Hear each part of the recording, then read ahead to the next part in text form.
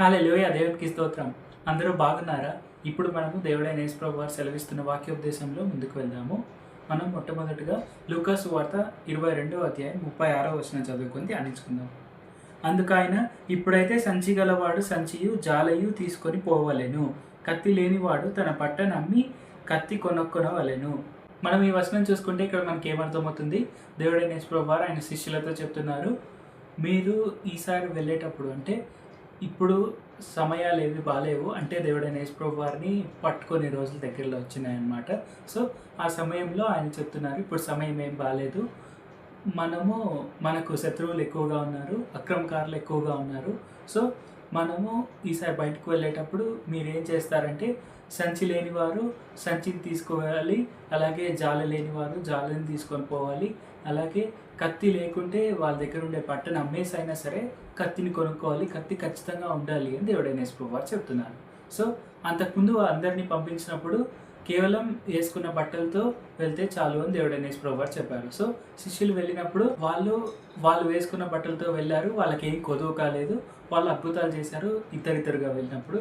So వాళ్ళు అద్భుతాలు చేశారు, సంతోషంగా తిరిగి వచ్చారు.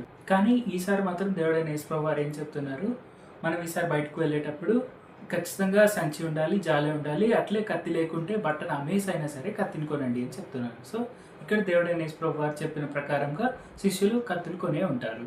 సో ఆ విధంగా మనం ఆలోచిస్తే శిష్యులందరి దగ్గర కత్తులు ఉన్నాయి. సో మనము కొంచెం ముందుకు వెళ్దాము. దేవుడైన యేసు ప్రభువారిని పట్టుకునే సమయం వచ్చినప్పుడు, సో గెత్సేమనే తోటలో దేవుడైన యేసు ప్రభువారు ఆయన పస్కా అది అయిన తర్వాత, పస్కా టేక్ ఓవర్ అది అయిన తర్వాత ఆయన రొట్టె విరిచి అలాగే ఆయన ద్రాక్షరసాన్ని అందరితో పంచుకున్న తర్వాత వాళ్ళు ప్రార్థన చేయడానికి వెళ్తారు గెత్సేమనే తోటలో. సో అక్కడ ప్రార్థన చేయడానికి వెళ్ళినప్పుడు దేవుడైన యేసు ప్రభువారు అక్కడ చాలా బాధతో, చాలా టెన్షన్తో ప్రార్థన చేస్తారు. ఎంతగా అంటే ఆయన చెమట రక్త బిందువు వలె, గొప్ప రక్త బిందువు వలె నేల జారేంత ఎక్కువ స్ట్రెస్ అనేది దేవుడైన యేసు ప్రభువారు అప్పుడు ఫీల్ అయ్యారు. సో ఆ తర్వాత ఏం జరుగుతుంది, అప్పుడు శిష్యులందరూ ప్రార్థన చేయాలని చెప్తారు. సో వారు ప్రార్థన చేయకుండా నిద్రపోతూ ఉంటారు. సో ఆ విధంగా వాళ్ళు అలాగా ఉంటారు. ఆ తర్వాత యూదా వస్తాడు, ఇస్కరియోతు యూదా వచ్చి దేవుడైన యేసు ప్రభువారిని ముద్దు పెట్టుకొని పట్టిస్తాడు. అలాగే దేవుడైన యేసు ప్రభువారిని వాళ్ళందరూ పట్టుకుంటారు. ఎవరు? రోమా సైనికులు. వాళ్ళందరూ పట్టుకున్నప్పుడు అప్పుడు ఇంకా పేతురుకి రెస్పాన్సిబిలిటీ ఏంటంటే, ఇంతకుముందు ప్రేయర్ చేయమని చెప్పారు దేవుడు, నేను ప్రేయర్ చేయలేదు, ఇప్పుడు దేవుడైన యేసు ప్రభువారు నాకు ప్రొటెక్షన్ కావాలి అన్నట్టే కదా చెప్పారు, కత్తి కొనుక్కోమంటే దాని అర్థము. సో ఇప్పుడు కూడా నేను ప్రొటెక్ట్ చేయలేకపోతే ఇంకా నేను శిష్యుడిని అయ్యండి ఉపయోగం ఏముంది అని అనుకున్నారేమో పేతురు. సో ఆ విధంగా ఆలోచించారో ఏమో. మరి ఆయన దగ్గర ఉండే కత్తిని తీసుకొని ఏం చేశాడు, అక్కడ ఉండే ఒక వ్యక్తి, ఒక రోమ సైనికుడి చెవి తెగ నరికేశాడు. సో చెవి తెగ నరికేయడం వల్ల ఏమవుతుంది, మనము ఆ సిచ్యువేషన్ అనేది చూద్దాం. మత్తయి సువార్త 26వ అధ్యాయం 52వ వచనం చూద్దాం. యేసు, నీ కత్తి వరలో తిరిగి పెట్టుము, కత్తి పట్టుకొని వారందరూ కత్తి చేతని నశింతురు. ఇక్కడ మనం చూస్తే ఇక్కడ మనకి ఏమర్థమవుతుంది, కత్తి పట్టుకునే వాళ్ళు అదే కత్తితోని చచ్చిపోతారని చెప్తున్నాడు దేవుడైన యేసు ప్రభువారు. ఇంతకుముందు ఆయన ఏం చెప్పారు, ఆయనే మీరు ఒకవేళ కత్తి లేకుంటే బట్టను అమ్మేసి అయినా సరే కత్తిని కొనుక్కోండి అని చెప్పారు దేవుడైన యేసు ప్రభువారు. అలాంటి యేసు ప్రభువారి నువ్వు కత్తిని కనుక పట్టుకుంటే నువ్వు ఖచ్చితంగా చచ్చిపోతావు, దానివల్ల ఏం చెప్తున్నారు. సో ఇప్పుడు ఏది కరెక్ట్, ఏది మనము ఇలాగెందుకు చెప్తున్నారు దేవుడైన యేసు ప్రభువారు? దేవుడైన యేసు ప్రభువారే కదా కత్తిని కొనమన్నారు. పేతురు అదే కత్తి వాడితే ఇప్పుడు పేతురు తప్పెందుకు అయింది ఇప్పుడు అనే క్వశ్చన్స్ మనకు వస్తాయి. సో ఆబ్వియస్గా అది న్యాచురల్గా మనకు రావాల్సిన క్వశ్చన్సే, అందులో తప్పేమీ లేదు. సో ఇక్కడ మనకి ఏమర్థమవుతుంది అంటే, చాలా క్లియర్గా దేవుడైన యేసు ప్రభువారు చెప్తున్నారు, మనము దేనికైనా సిద్ధంగా ఉండాలి, కానీ మనం ఎప్పుడు కూడా ఫస్ట్ ఆప్షన్ ఎప్పుడు కత్తి ఉపయోగించాలి లేదంటే వైలెన్స్ ఉపయోగించాలి అనేది కాదు. మనకు ఆబ్వియస్గా అన్నీ ఒకేలాగే అనిపిస్తున్నా కానీ మనం ఇప్పుడు ఖచ్చితంగా ఈ పని చేయాలి అని మన మైండ్ చెప్తోంది. అలాగే అనేకమైన సంకేతాలు దాని వైపే చూపిస్తున్నాయి, ఆ పనే చేయాలి మనమని. సో మనము ఇంకా అన్ని చూపిస్తున్నాయంటే అది చేయాలేమో అనుకొని మనం ముందుకు పడి ఆ పని చేసేయకూడదు. సో అలాగే చేస్తే ఇలాంటి తప్పులే అవుతాయి. మనకు దేవుడైన యేసు ప్రభువారు ఏం చెప్తున్నారో అది మనం చూడాలి, దాని అంతరార్థాన్ని మనం తెలుసుకోవడానికి ప్రయత్నించాలి. దేవుడైన యేసు ప్రభువారు కత్తిని కొనమన్నారని చెప్పి మనం కత్తిని కొనుక్కొని పోయి అందరినీ నరికేయాలని కాదు దాని అర్థము. దేవుడైన యేసు ప్రభువారు కత్తిని కొనమన్నారంటే ప్రాబ్లమ్స్ ఏమైనా వస్తాయేమో, మనము సిద్ధంగా ఉండాలి. ఆ ప్రాబ్లమ్స్ అనేది రాకుండా ఉండడానికి మనం ప్రార్థన చేయాలి. ప్రార్థన అనే మన కత్తి ద్వారా మనము ఏదైనా ప్రాబ్లమ్స్ని సాల్వ్ చేసుకోవాలి, కానీ నిజంగా కత్తిని పట్టుకొని నరికేయాలని కాదని అర్థం. సో ఆ విధంగా మనం ఆలోచించాలి. మనం ఏదైనా పని చేస్తున్నప్పుడు నిజంగా దేవుడైన యేసు ప్రభువారి చిత్తం ఉండే పనేనా కాదా అనేది మనము క్లారిఫై చేసుకోవాలి. అలాగే ఒక కంప్లీట్ స్టాండ్ అనేది వచ్చిన తర్వాత మాత్రమే మనం ఆ పని అనేది చేయాలి. అలా కాకుండా మనం ముందుకు పడి అన్నీ ఇలాగే ఉన్నాయి కదా, ఇప్పుడు అన్ని సంకేతాలు దాని వైపే ఉన్నాయి, ఆ పని చేయకుంటే నేను నష్టపోతానేమో అనుకొని మనం ముందుకు పడి ఒక పని చేసేస్తే మనం ఇలాగ బోల్తా పడే అవకాశం చాలా ఎక్కువగా ఉంటుంది.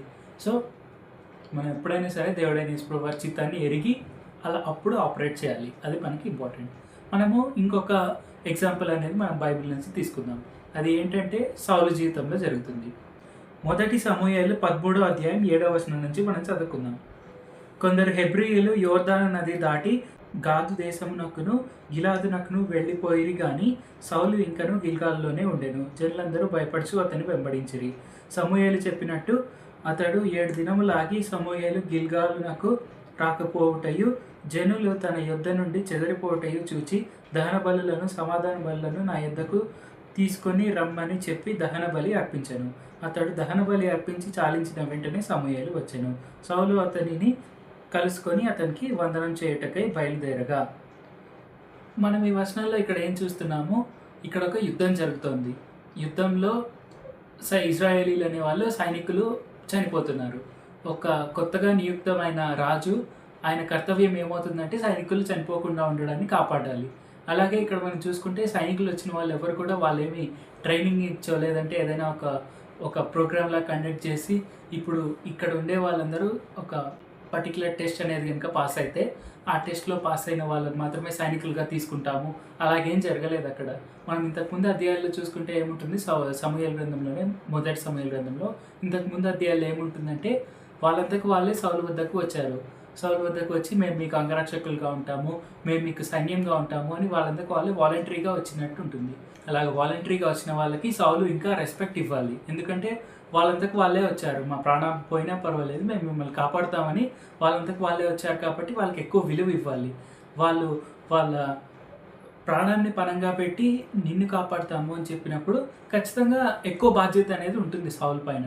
సో అలాంటి పొజిషన్ ఉన్నప్పుడు సౌలుకి ఏమర్థమైంది అంటే ఒక దహన బలి అర్పిస్తే దేవుడైన యేసు ప్రభువారు సంతోషిస్తారు, ఆయన సంతోషంగా ఉంటే యుద్ధం ఖచ్చితంగా మనం గెలుస్తాము, ఇంకా ఇజ్రాయెల్ సైనికులు ఎవరు చనిపోరు, నా కోసం వచ్చిన వాళ్ళు ఎవరు కూడా చనిపోరు, నా బాధ్యత ప్రకారంగా నేను ఇది చేయాలి, అప్పుడే ఇజ్రాయెల్ గెలుస్తుంది, నా రాజ్యం బాగుంటుంది అన్నట్టు అనుకొని సౌలు ఏం చేశాడు, ఆయనంతకు ఆయన దహన బలి అర్పించేశారు.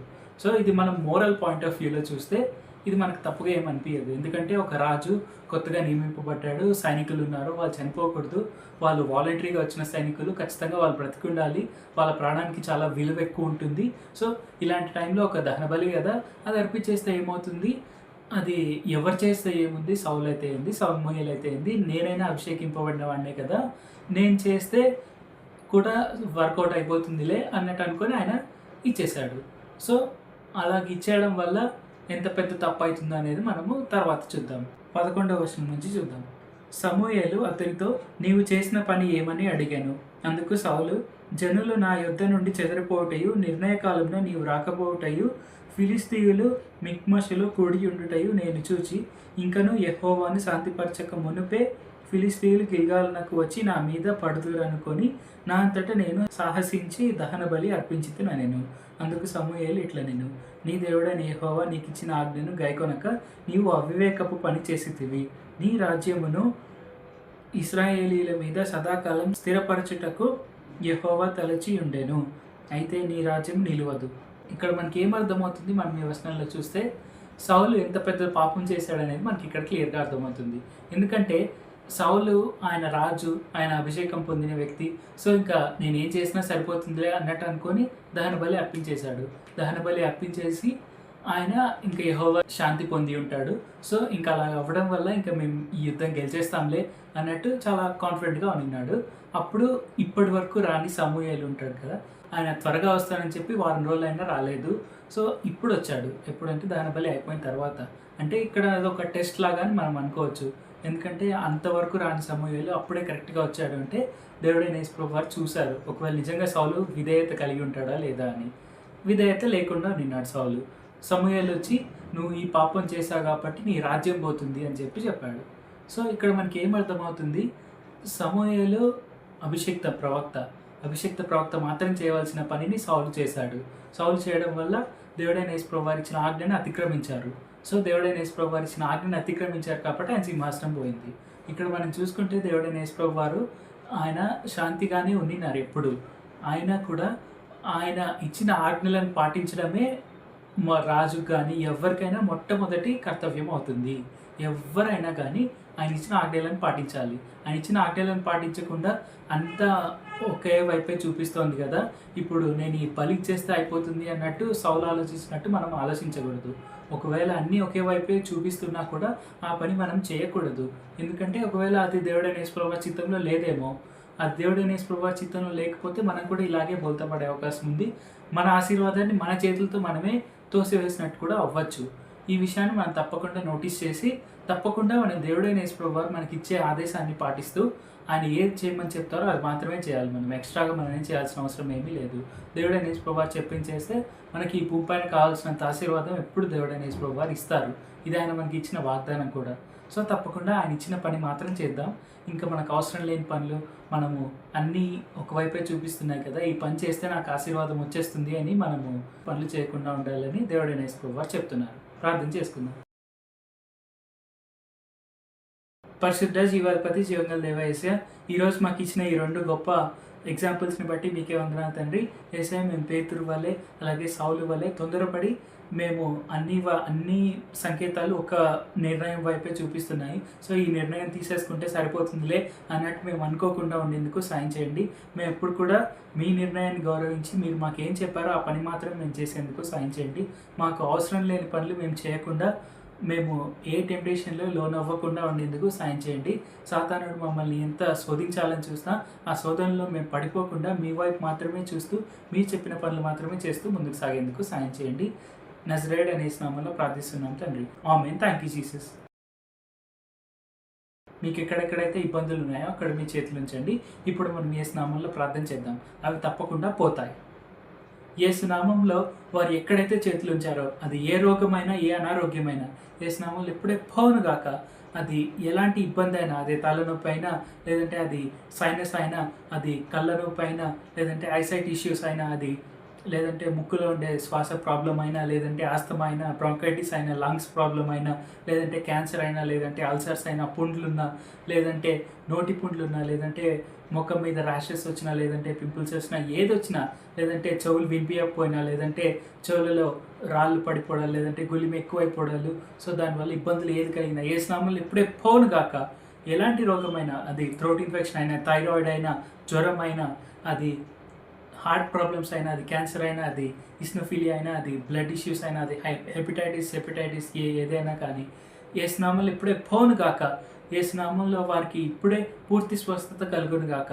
వారికి కడుపులో ఏదైనా ఇబ్బంది ఉన్నా, లేదంటే వారికి కిడ్నీస్లో స్టోన్స్ ఉన్నా, లేదంటే ఇంకా ఎలాంటి రోగం ఉన్నా యేసు నామములో ఇప్పుడే పోను గాక. వారికి ఎయిడ్స్ ఉన్నా, లేదంటే వారికి మోకాళ్ళ నొప్పులు, నడుముల నొప్పులు, లేదంటే ఇంజురీస్ అయ్యి ఎముకలు ఎగిపోయినా, లేదంటే ఏవైనా కానీ యేసు నామములో ఇప్పుడే వారికి పూర్తి స్వస్థత కలుగును గాక.